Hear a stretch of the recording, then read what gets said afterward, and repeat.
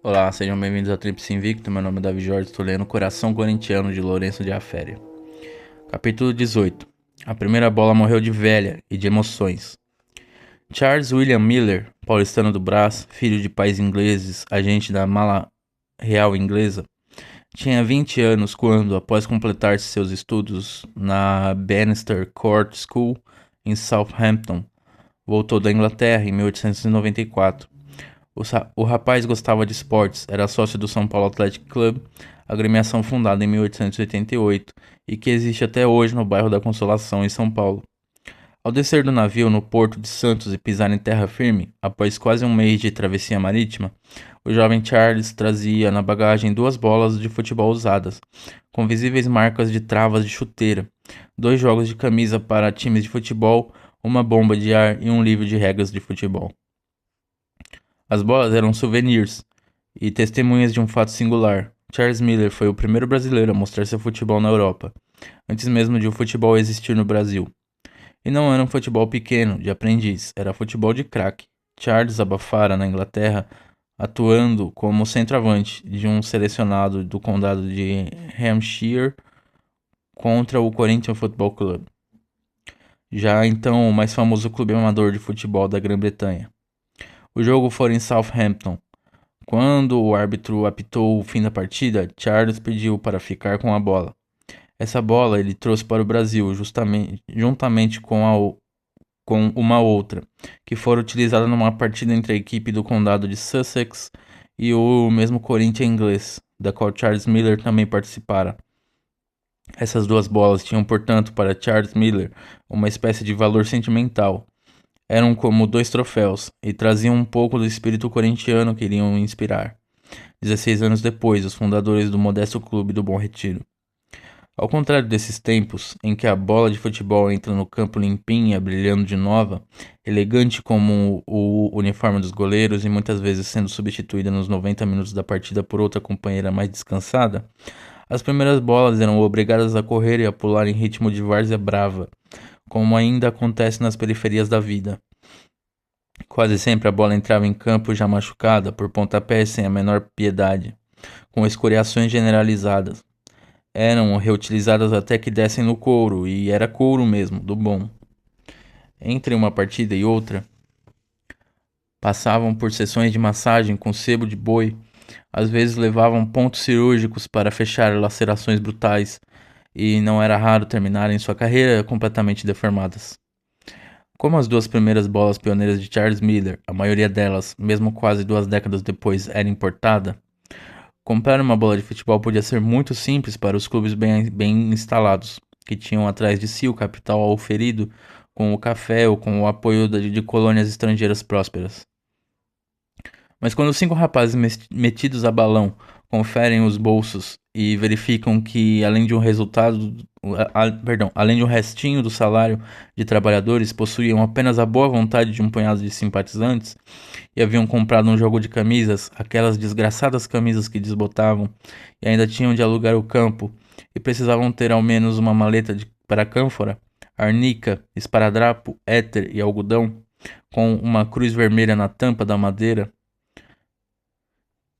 para indicar que aquela era a caixa de medicamentos que todo time sério tinha de exibir, e mais o saco dos uniformes, os calções, as meias, e ainda por cima pagar a bordadeira que estava colocando em linha preta as letras iniciais do clube, que foi o primeiro distintivo. Somando tudo, aqueles rapazes tinham de fazer das tripas coração se queriam uma bola de futebol nova. E só podia ser nova, ora pílulas. O Esporte Clube Corinthians Paulista, com esse nome todo pomposo, não iria querer estrear na vida pedindo bola usada emprestada dos outros. Os rapazinhos caminharam até o final do bonde 15 Bom Retiro, na Rua dos Italianos.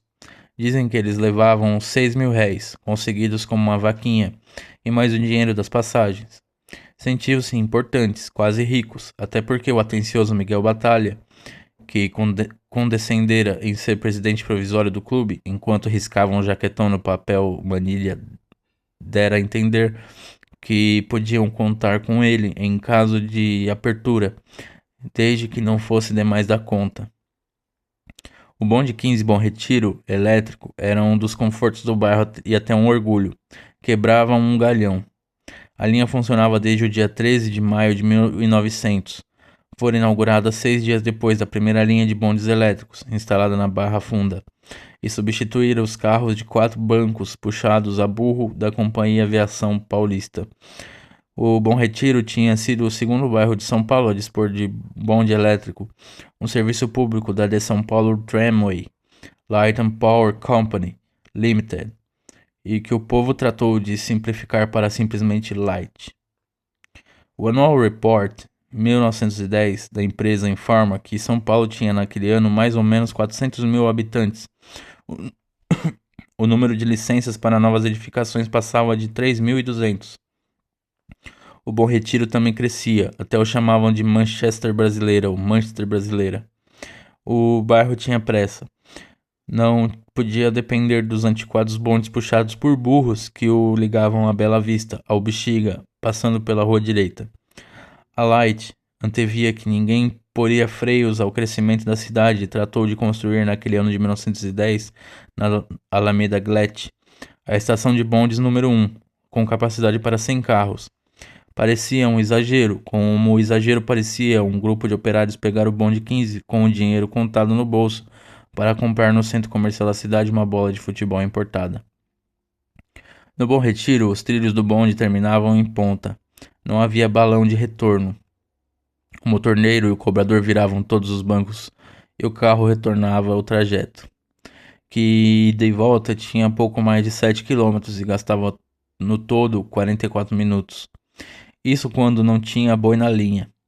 A passagem custava R$ 200, o dobro do preço do cara dura, um bonde reboque, aberto, menor, preferido dos operários, onde se viajava ao lado de cestas de repolhos e sacos de cebola e jacás de frango por um tostão.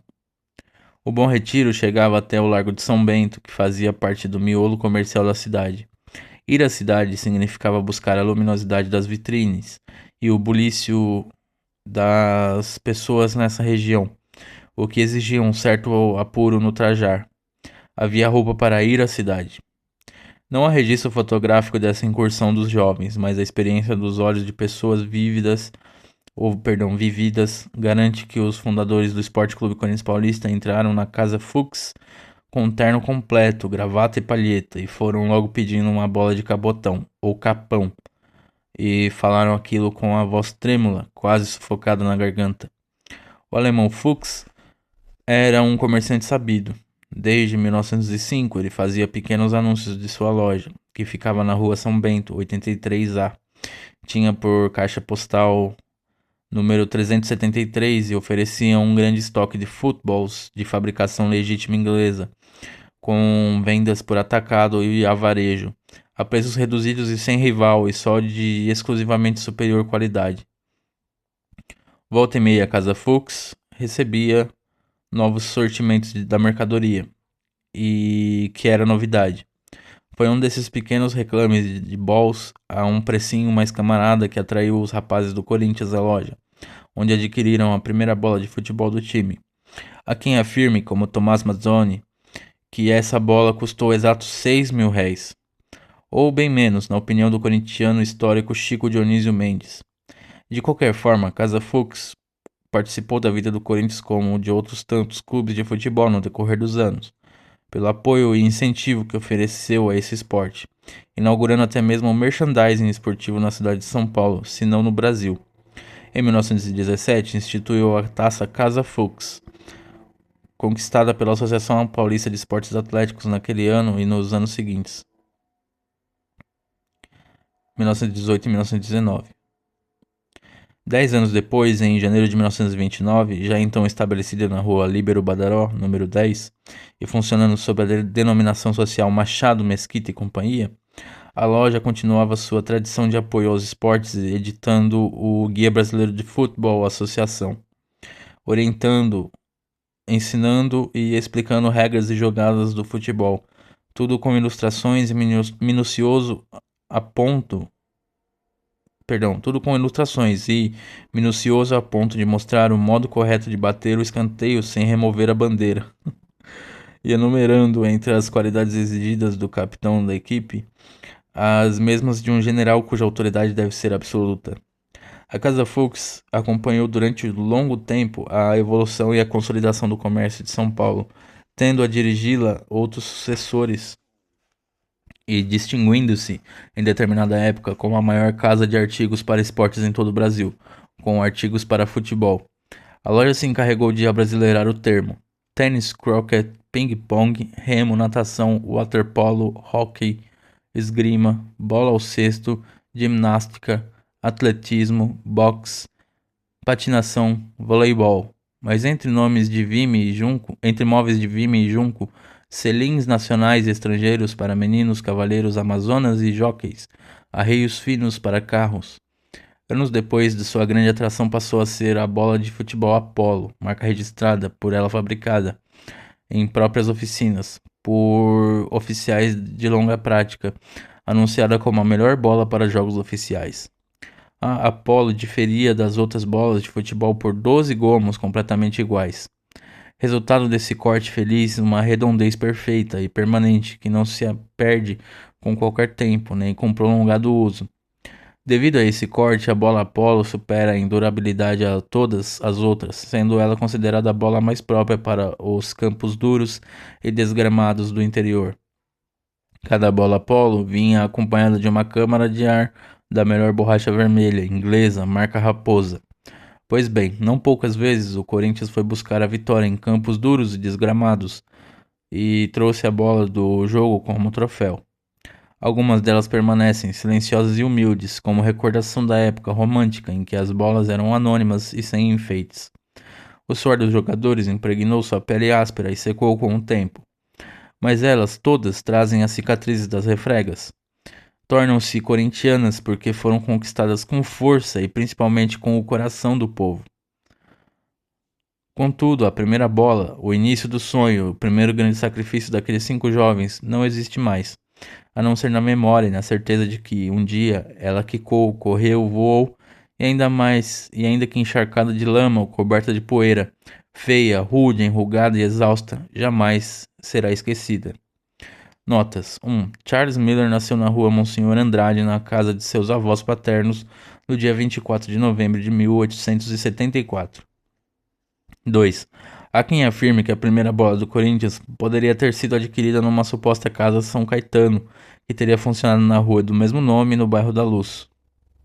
3. A taça Casa Fux, toda de prata de lei com arabescos trabalhados à mão em alto relevo, tinha sido feita na Holanda e fora ofertada por Jorge Fux em 1917 para ser disputada entre as seleções da Associação Paulista de Esportes Atléticos e da Liga Metropolitana de Desportos Terrestres, que correspondia a um campeonato entre São Paulo e Rio. Media 70 centímetros de altura, fora a base, e a qual era de madeira preta imitando ébano. Pesava uns 15 quilos.